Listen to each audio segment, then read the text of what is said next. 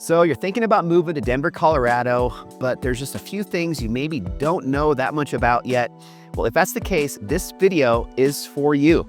I'm a 40+ year Colorado native, and in this video, I'm sharing 5 very specific tips, things that you probably haven't thought about yet before moving here to the Mile High City, Denver, Colorado. You're not gonna wanna miss this episode, so stay tuned.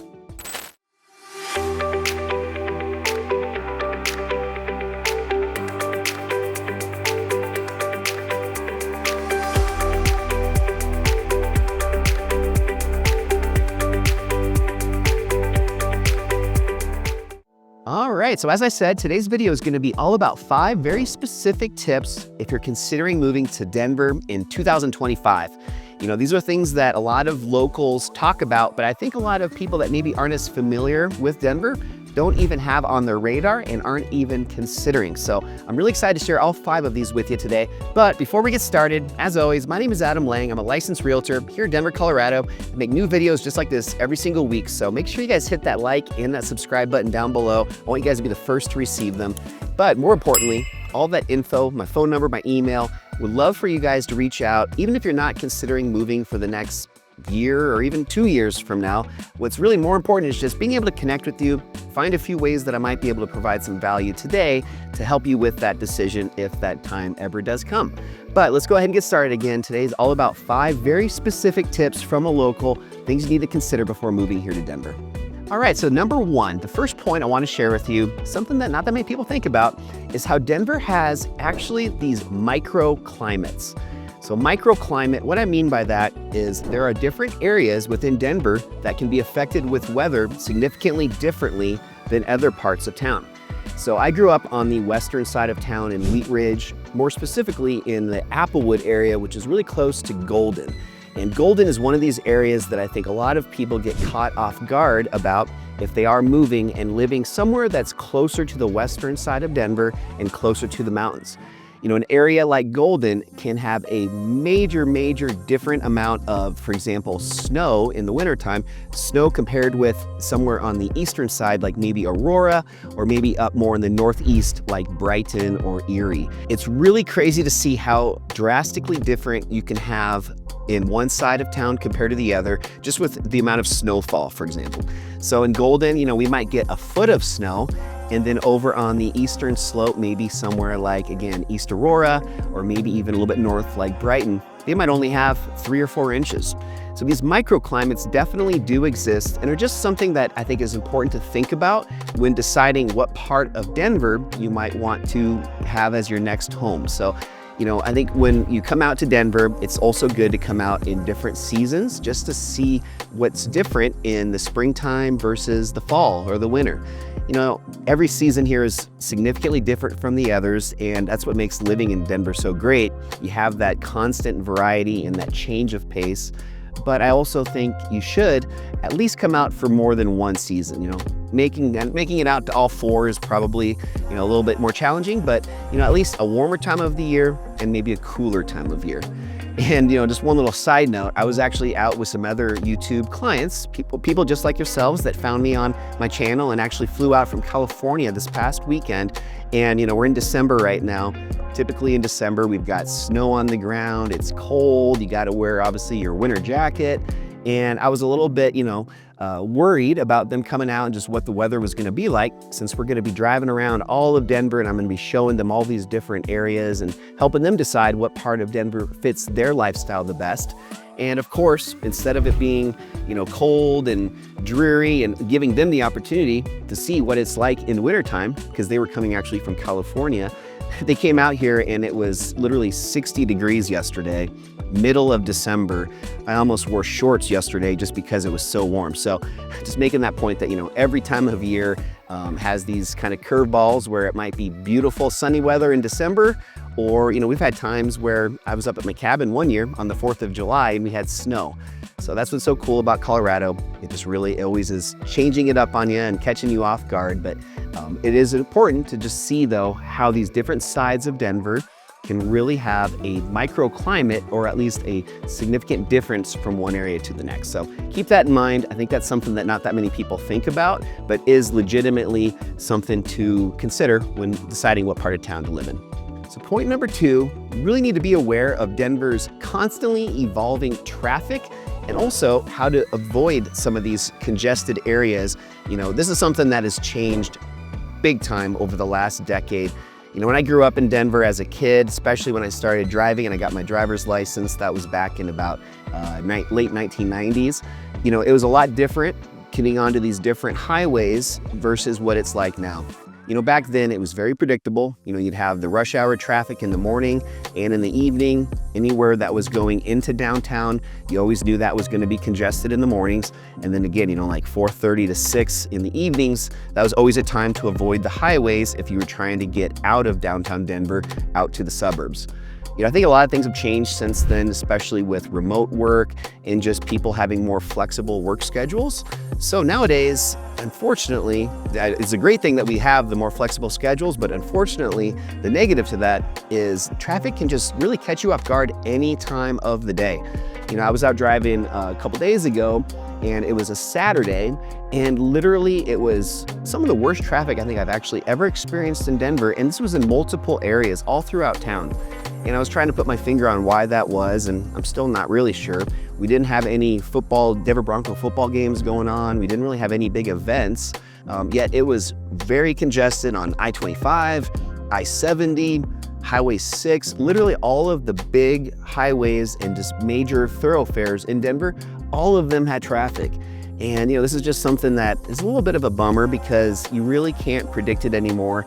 And when you try and get a good feel for how long it's going to take you to get somewhere, maybe to meet up for an appointment or maybe for a dinner reservation, whatever it may be, you really have these, unfortunate, just out of the blue, you pull up on the highway and it's just gridlock and you're stuck in it.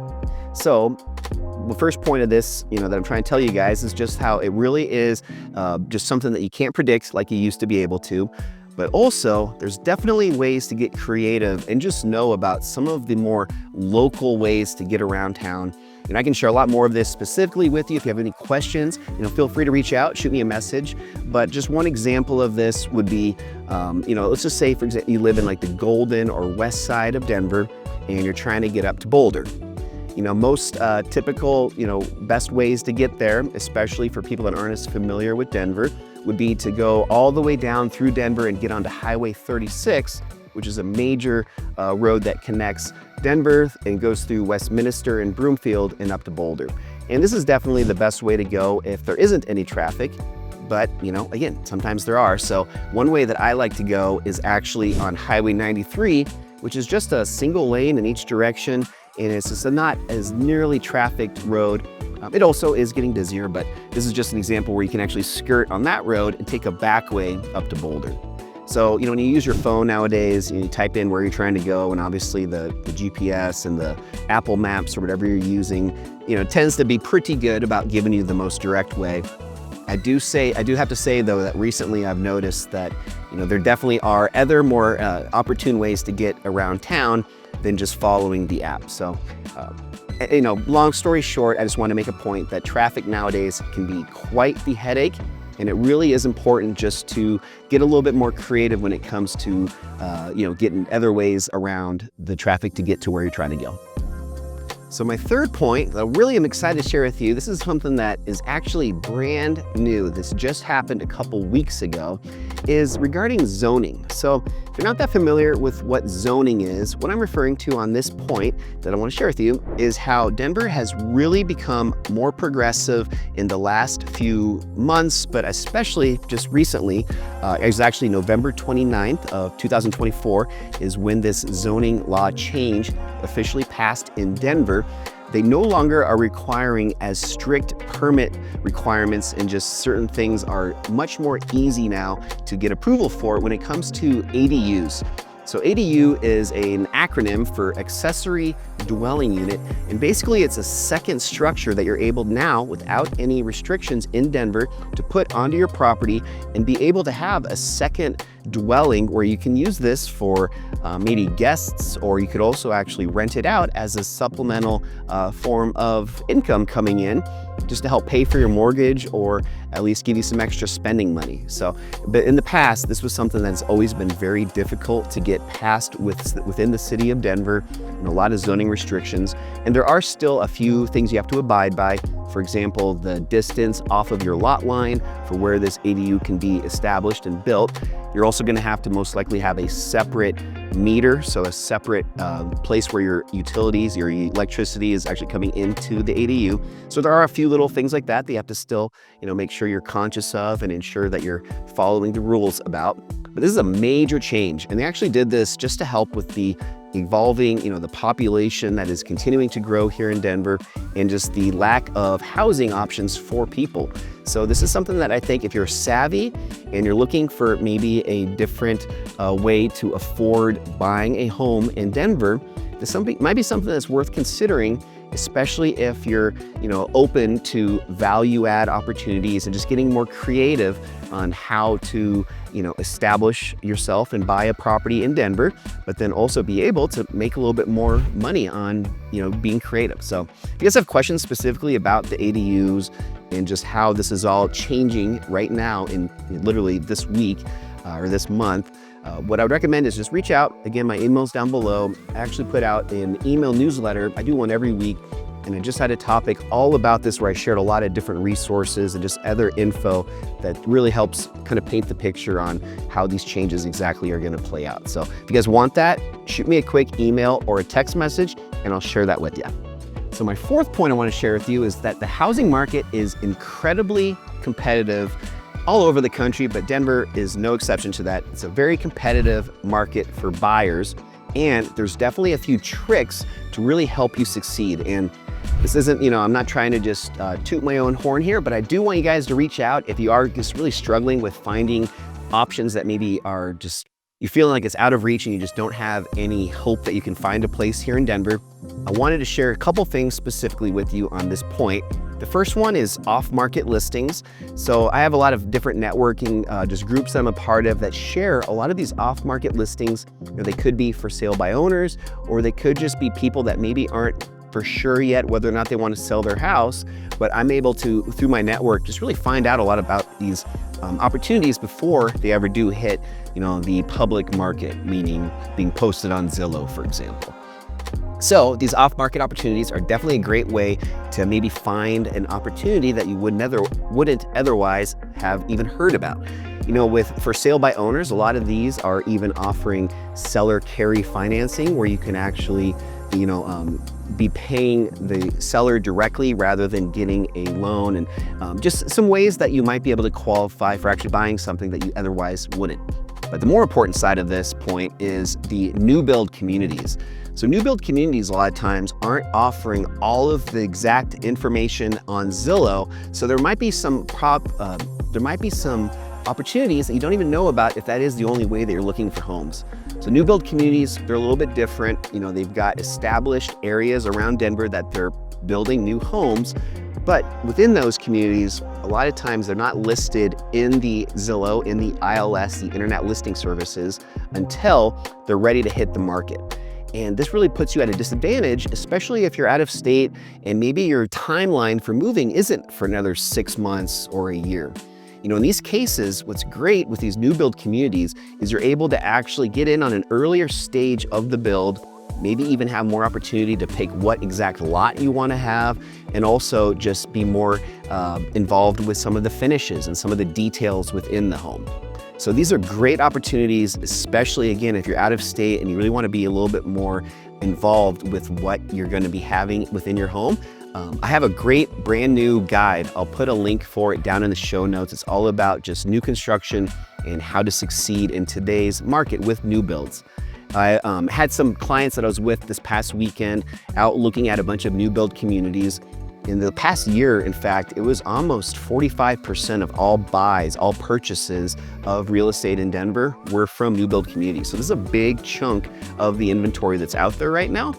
And another thing that's really important to also consider if it's coming up on the second half of the year, kind of going into the end of the year, A lot of these builders have very specific quotas that they have to meet by the end of the year. So they start to put a little bit more higher level of incentives on some of the units that they're selling. And it's a good chance to maybe get even a better deal when it comes to new builds. And then one last thing I'll share about the new builds, when I talked a second ago about being able to pick what your lot location might be within the community, this is a big deal. What happens a lot of the times is, you always get wowed by the model home. You go into a new build community and they have their model home. It's got all the bells and whistles. It's usually staged with nice furniture. Maybe they have accent walls that just make a certain wall in each room really pop, and just everything looks perfect. Then you go to, find your actual home, and it's not gonna have some of that wow factor. But what's even more important is understanding that, the specific lot where you're going to have your home, being able to be boots on the ground out and see where that location exactly is and see what kind of views you're gonna have, potentially maybe having blocked views by your neighbors' homes that haven't even been built yet, but when they do, is that gonna drastically change just the quality of your view and your home? And also you might have certain scenarios where some of the landscaping might be different, or you might have, maybe a neighbor that's also being built on either side of you that's just gonna really encroach on just feeling cramped and not the same experience that you've had when you went into the model home. So just wanted to bring up a couple of those points too. I do share a lot of that info in more depth on that new construction guide. So once again, guys, hit that link below and download that if this is something that specifically is speaking to you. All right, and then my fifth point I want to share is just how these different Denver neighborhoods all have very unique vibes. And when I say vibe, I just mean kind of just the feeling you get when you're in the community. And I think it's important to be out here in person and experience some of these, and then really make that conscious decision on if this is a vibe, this is a, kind of an energy that you want to have all the time, or maybe this is just a cool area that you just want to kind of visit occasionally. So I bring this up because I had some clients that I was just working with, other clients from YouTube, and they were, trying to decide what part of town to live in. And we were talking about the vibes, and, sometimes you think you might want to be in one area, and then you realize once you're there that there's other unforeseen kind of characteristics about that might be a negative. So just one example of this, let's talk for a minute about Rhino, or River North. So River North is very just edgy and progressive and cool. There's lots of kind of industrial style buildings that have graffiti on the side of the buildings that's professionally, just very cool area. A lot of really nice restaurants to check out. One of my favorites is Uchi. It's one of the best sushi restaurants in all of the world, in my opinion. So definitely check out Uchi if you guys want a really good sushi restaurant. But anyways, there's just so many different, maybe positives to an area like Rhino. But when it comes to actually living there, there's also some negatives that you might not have thought about until you're out there. The first one that comes to mind with Rhino specifically would be parking. Very challenging to park and just to find a place to park, especially if maybe you buy a townhome that only has a one-car garage and you have more than one car. That could be something that you don't think about until you're out here. And then another one would also just be, like some of the homelessness or some of the other factors that are going into just where we're at right now in the world. Rhino is an area that has some of the largest shelters and just other areas where a lot of the homeless kind of congregate, and it's great, we need that for them. But there's also some very nice homes that are really close to that area. And anytime I'm driving around there, sometimes I'll see, literally tents, in the little public area right in front of the sidewalk in front of these really nice homes with just, a homeless encampment, tons of tents and people kind of just loitering around those areas, and, things that these people that have bought these very nice homes obviously didn't even think about or put into their, considerations when they purchased the home. So there's just a lot of things like this that are, I think, important to just think through, and potentially be areas that you really want to go and visit and just enjoy spending a lot of time in, but maybe you want to live in a little bit different of a vibe of an area. I'm an example of this. I lived in Sloan Lake for a long time, and I loved being over there. There's a lot of great energy, a lot of fun stuff to do. But I got to the point where some of this was kind of bothering me, and these were things that I didn't think about at the time. So I've since, kind of moved myself down to the southern side of town, a little bit more of a suburb feel, and I'm loving it. But that's just, again, just another example of how the vibes in one area might be great to enjoy spending a lot of time in, but maybe not living in that same area. And before we close out this video on this specific topic, I have a relocation guide. It's another brand new locals guide that I finished recently. And that's another one I want to share with you guys completely for free. So the link is down below. And on this one, I actually highlight 20 of the best neighborhoods in Denver. And I share a little bit more about some of the stuff that we've been talking about today in the guide. So make sure you guys download that. It's a free copy and it really will be of value to you to just go through it and get a little bit more insight into some of the favorite areas that I've had, again, growing up here my entire life in the Mile High City, Denver, Colorado. All right, so let's close this one out. I had a great time just sharing some of these tips that you might not have thought about before, and hopefully that's the case. Hopefully I provided some value to you today. Just to recap, first off, we talked about these microclimates, these areas within Denver that can be significantly different from one another. My example of how much snow we might get in the Golden area on the west side of town versus being out east in Aurora. We also talked just about the traffic and just how that has constantly been evolving over the years and, in my opinion, getting a little bit worse, at least harder to predict. So definitely sharing that with you guys and some specific local ways to get around town, including using public transportation with the RTD and the light rail systems that are really getting better by the month and just always being a big benefit to a lot of people for getting around town. And then number 3, we talked about the ADUs and the zoning changes that have just happened in the past few weeks, depending on when you're watching this video, but November 29th of 2024 is when these changes officially went into effect. You no longer have to jump through nearly as many hoops when it comes to getting approval to put a second dwelling on your property for potentially extra income to help pay for that mortgage, or just for some extra spending money, or maybe just to have that detached second area for guests when they come and visit. And then number 4, we talked about just how the strategies with other types of homes that are available for you to find out about that might not be on Zillow. The off-market properties for sale by owners, and more specifically, the new build communities and how that can really be of value to you to understand what's out there when it comes to these new construction, new build communities all over Denver. And then last but not least, number 5, just talking about how Denver has all these different vibes with different parts of Denver, the different communities.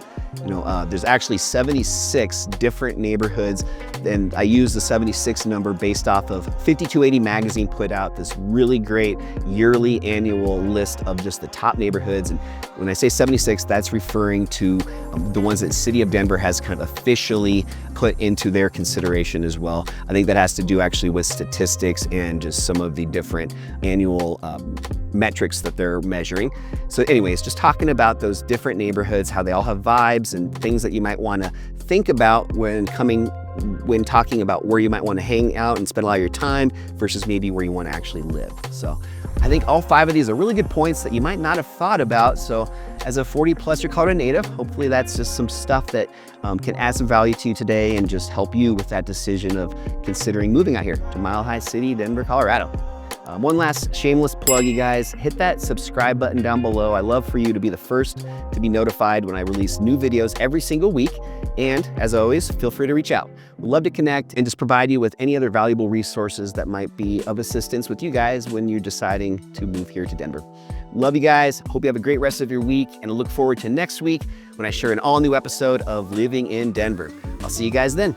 Bye.